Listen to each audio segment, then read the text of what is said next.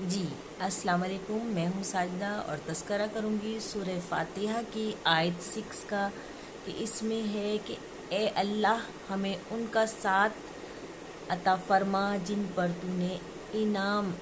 نازل کیا، جو انعام کے قابل لوگ تھے۔ تو اب یہ ہمیں لوگ دنیا میں تلاش کرنے پڑیں گے، یا جو مخلوقات ہیں، تو سب سے افضل مخلوق جو ہیں وہ ظاہر سی بات ہے رسول خدا ہیں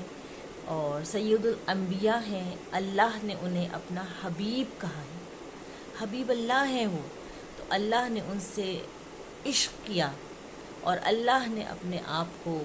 ان کا معشوق قرار دیا۔ اس کی حد یہ ہے کہ عشق جس سے کیا جاتا ہے تو پھر اس کی ہر بات مانی جاتی ہے، ہر چیز سے اس کی محبت کی جاتی ہے، اور انہیں رحمت للعالمین بنایا کہ ان کی رحمت